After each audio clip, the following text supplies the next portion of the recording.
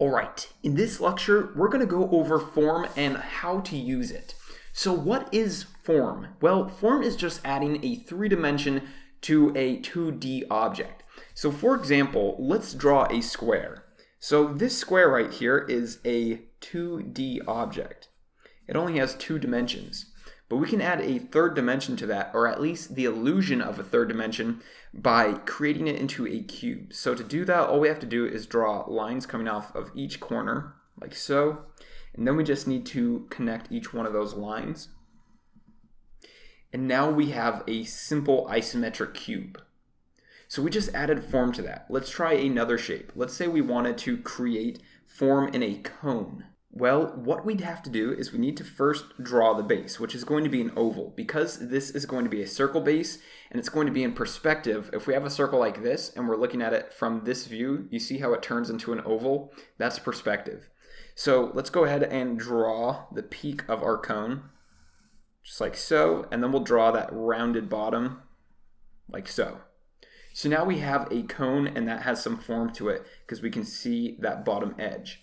Next, let's try a pyramid. So a pyramid is going to have a square or rectangular base. So let's go ahead and sketch out that rectangular base. So let's say the rectangular base is like so.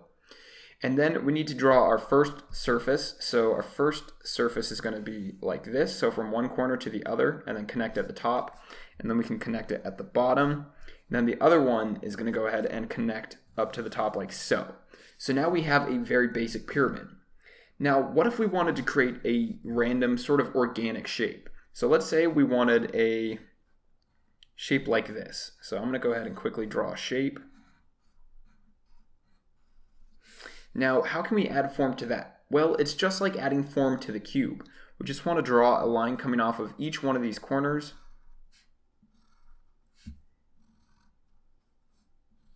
Like so.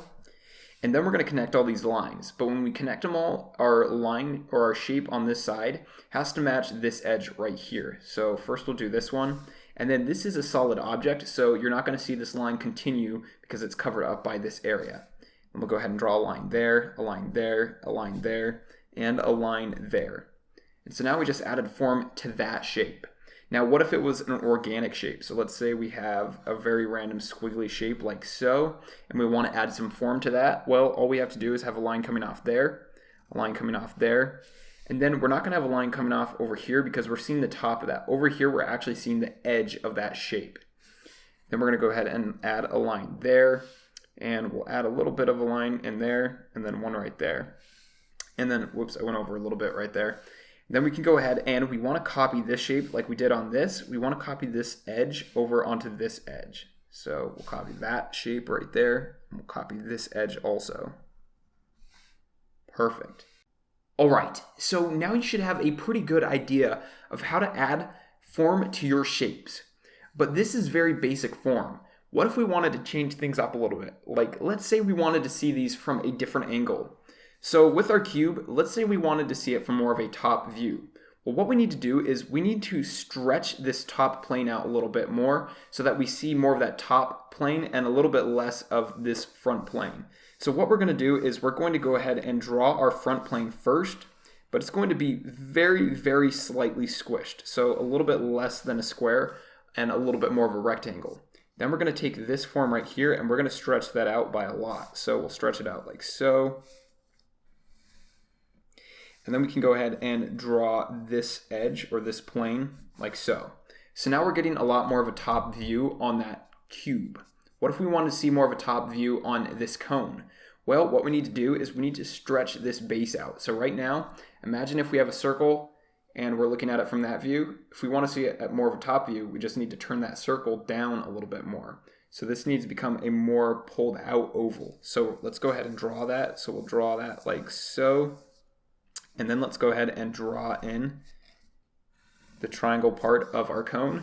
And then we'll go ahead and draw our bottom round edge. And so now you get the illusion that you're getting more of a top-down view of this cone. Let's try this pyramid. So let's say that we want to see a more top-down view of this pyramid. Well, we go ahead and we draw that square base, but with more of a top-down view. So it's just like the circle. If you can make a square with your hands, Let's say you're looking at it from a view like this. And then we're going to go ahead and we're just going to move that down so that we can see it from more of a top-down view. That's all we're doing with this square base.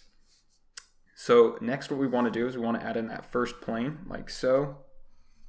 And then we'll add in that second plane. And then we'll add in that bottom. So now we're getting much more of a top-down view on that pyramid. Now, what if we wanted to turn something? So let's say this shape right here, let's say we wanted to turn it a little bit more to the left, well, or the right. Well, all we have to do is we just have to squish this shape right here and then pull these out further. So let me show you what I mean. So first, let's redraw this base shape. And we want to, like I said, squish it. So we're going to make this part right here skinnier. We're going to make this part skinnier. Like so.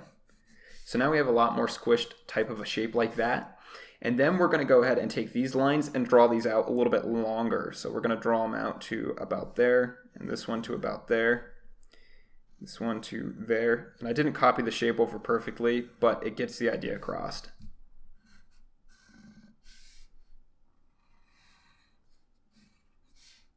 Like so. So now you're getting a lot more of a side view of this shape. What if we wanted to tilt a shape forward, like this shape? Well, this will be a little bit more complicated, but it can still be done.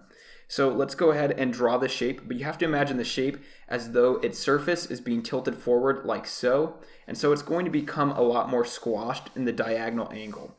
So let's go ahead and draw this. So first, starting with this little loop right here, I'm going to go ahead and draw that right there, and then I'll do this loop right here, and this one is actually going to just get squashed in this way, rather than this way. And then we'll go ahead and do this one. This one will get squashed like so. And then this one is going to stay wider like this one over here. And then we can go ahead and draw our lines, but we're going to make them go up more because it's being tilted forward. So these lines are going to become more diagonal. So they're going to almost be straight up. And we'll go ahead and complete these edges. Like so, and then we'll connect those two lines also. So now you get a lot more of a tilted view of this shape. So I really hope you guys are starting to get a really good idea of how form works. Now let's go ahead and draw an object from real life and try to capture its form. So I have my eraser here, and what I'm going to do is I'm just going to flip my paper over. And I'm going to set my eraser right here in front of me, and I'm going to draw it for you guys, okay? So first off, I'm noticing that there's this bottom line, so I'm going to go ahead and draw that bottom diagonal line like so. And then the shape of the eraser is the first thing we want to do. So I'm going to draw the side view of it. So it goes up like this, and this side does the same thing. And then it connects over like so. And then it connects like this.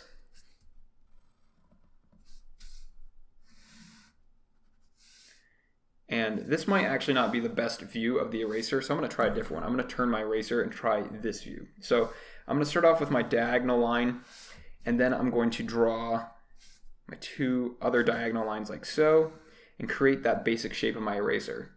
Then I'm going to go ahead and draw my lines going off in the opposite direction.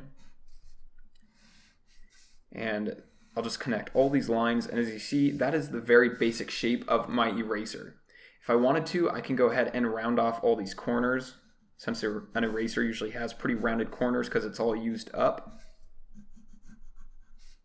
And then I can even take my eraser and go ahead and erase away these unwanted areas. Remember not to push too hard if you want to erase.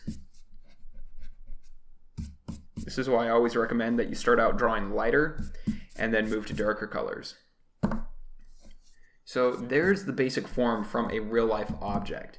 Now, one last thing I want to go over with you guys before the end of this lecture is I want to go over with you form in a sphere. So a sphere is just a ball, and basically a sphere is just going to be a circle. Without any highlights or shadows, you're not going to know the difference between a circle and an actual sphere. So let's say that we have our circle right here.